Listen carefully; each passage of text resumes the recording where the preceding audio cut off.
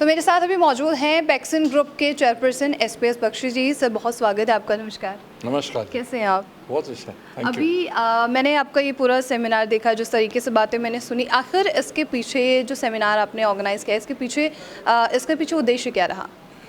इसका सिंपल उद्देश्य है कि होम्योपैथी, मेरे को 50 साल हो गए होम्योपैथी में प्रैक्टिस करते हुए, और ये जो है ग्लोबल होम्योपैथी फाउंडेशन जो है ये साइंटिफिक काम कर रही है, और इसमें साइंटिस्ट हैं, होम्योपैथ्स हैं, और डिफरेंट फील्ड से भी आए हैं, एलोपैथ्स भी हैं इसमें, और they are sharing their experiences, जो होम्योपैथी का स्कोप्स हैं उसके बारे में, scopes and limitation of homoeopathy also, उस पर हम बात कर रहे हैं। उसको कैसे उसको क्रॉस करना है, लिमिटेशन को कैसे ठीक करना है।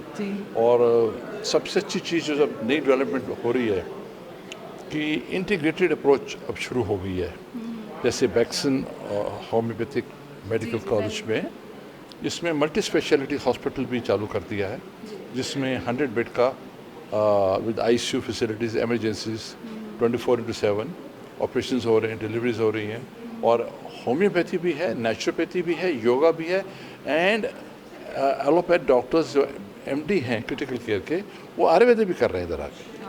तो इसमें इंटीग्रेटेड अप्रोच है कि वी फील वेरी स्ट्रांगली कि कोई साइंस कंप्लीट नहीं, ना एलोपैथी, ना होम्योपैथी, ना आयुर्वेद, यूनानी, हमें मिलके काम करना चाहिए, और जिस एरिया में जो ट्रीटमेंट बेस्ट है वो दीजिए उसको।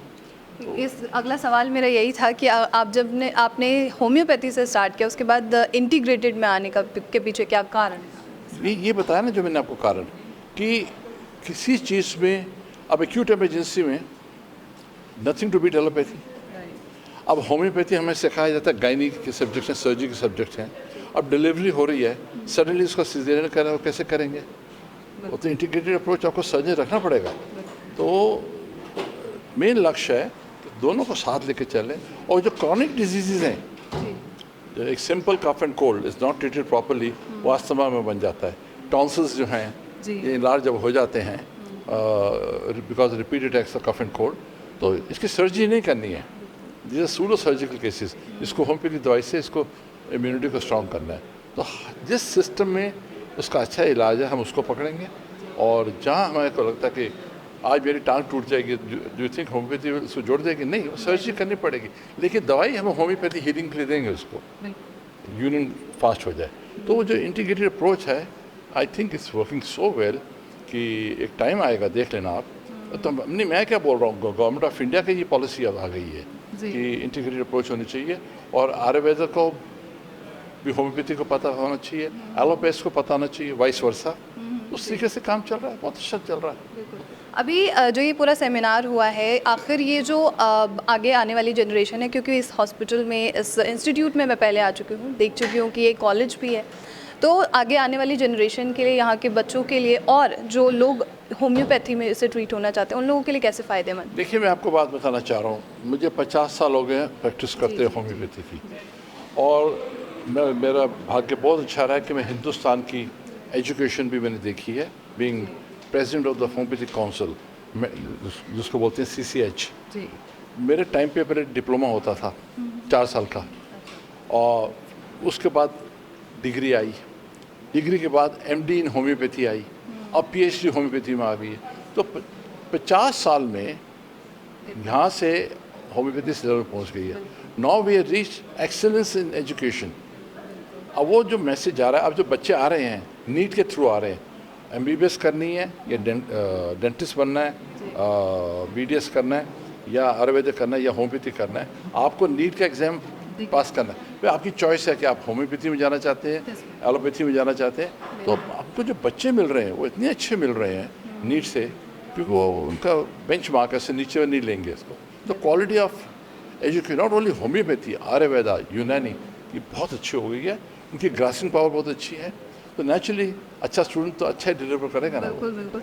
लेकिन होम्योपैथी की अगर मैं बात करती हूँ, काफ़ी सालों से और जो पैथीज़ हैं वो काफ़ी तेज़ी से ग्रो कर रही हैं, लेकिन होम्योपैथी ग्रो नहीं कर रही। ये सोचना थोड़ा सा ना इग्नोरेंस, माफ़ करना ये बात बोल रहा हूँ मैं, इग्नोरेंस इसलिए।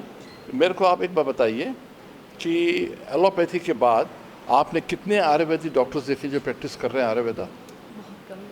दिल्ली में ले लो, एग्जांपल देता हूँ मैं आपको। दिल्ली में 1000 होम्योपैथ प्रैक्टिस कर रहा है।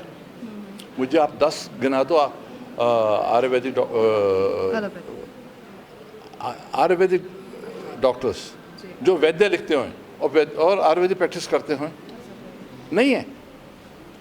Homeopathy is the only system जिसमें हम लोग होम्योपैथी प्रैक्टिस कर रहे हैं, और हर हफ्ते किसी न किसी जगह इंडिया में सेमिनार चल रहा है होम्योपैथी का। सो homeopathy will become, and it has become, why it has become the first line of treatment. Why? Because जो एलोपैथी का साइड इफ़ेक्ट है, ये सिंपल खांसी जुकाम हुआ, आपने दवाइयाँ दी, एंटीबायोटिक्स दिए, स्टेरॉइड दिए, अस्थमा बन गया। लेकिन होम्योपैथी से ऐसा नहीं होगा, उससे इम्यूनिटी बिल्ड होगी, हम उसको रिवर्स करेंगे और अस्थमा कंट्रोल हो जाएगा। विद इन 6 to 8 वीक्स में सारे बच्चे हमारे जितने आते हैं उनके नीडल्स कम हो जाते हैं, ये छूट जाते हैं। तो ये आप ये भी सुन के हैरान होंगे, आज 86 कंट्रीज़ में होम्योपैथी चली गई है, और होम्योपैथी कंपनी जो जर्मनी की, जो फ्रांस की हैं, उनका 5-5 हज़ार करोड़ का टर्नओवर है होम्योपैथी में। और हिंदुस्तान में कितना ज़बरदस्त है। एक दांत की दवाई आती है कैल्केरिया फॉस, बच्चों के हर माँ पूछती है होम्योपैथी के डोजेस क्या देनी है, वही कम से कम मैंने देखा 300-400 करोड़ का बिकता है। तो homeopathy is becoming popular not only because of its merits alone, but because of side effects of allopathy. वो एलोपैथी से दुखी हो रहे हैं और साइड इफेक्ट से दुखी है। अब वैक्सीन के ऊपर कितनी कंट्रोवर्सी हो गई है। वैक्सीन लगाने के बाद लोग हार्ट अटैक्स आए हैं, अस्थमा बिगड़ गया, आर्थराइटिस बिगड़ गया, सोराइसिस बिगड़ गया। तो होम्योपैथी की जो पॉपुलैरिटी है वो आ रही है because of its merits with no side effects, cost effective, and immunity buildup करती है बॉडी की। आपके और वैक्सीन के क्या ख्यालात हैं फ्यूचर में, होम्योपैथी को कहाँ लेके जाना है? नहीं, मैं क्या लेके जाऊँगा होम्योपैथी, तो वो अपने आप ही 6 घोड़े लगे हैं उसके आगे।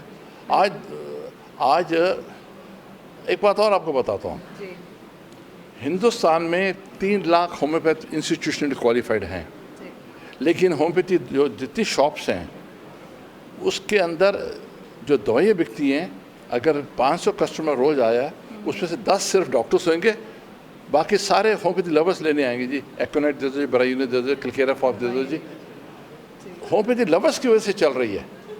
आज से 70 साल पहले, 75 साल पहले मेरे फादर आर्मी में थे।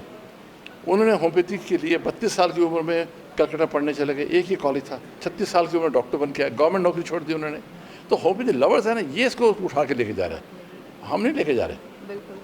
बस आखिरी सवाल होगा, जो व्यूअर्स हैं सर, उनके लिए आपका कोई मैसेज मिल जाए? नहीं, उनके लिए तो मैं एक ही बात बोलूँगा। पहली बात तो होम्योपैथी के साथ कनेक्टेड नहीं है। सबसे पहले हर बच्चे को एक्सरसाइज करने की आदत डालो, हर बच्चे को। और एक्सरसाइज ये नहीं कि तो जिम में जाना है, उसने योगा करना है, उसने अलोम विलोम कपाल भारती जो सारे योगा करना है। योगा से आपके इंटरनल ऑर्गन्स स्ट्रांग बनते हैं, और साथ में उनको जो अपनी जो ग्रीड्स है ना, लालच पे नहीं फंसना कि मेरे को पैसा कमाना है। कुछ सेवा भाव एटमॉस्फेयर पैदा करो, गुरुकुल एटमॉस्फेयर पैदा करो।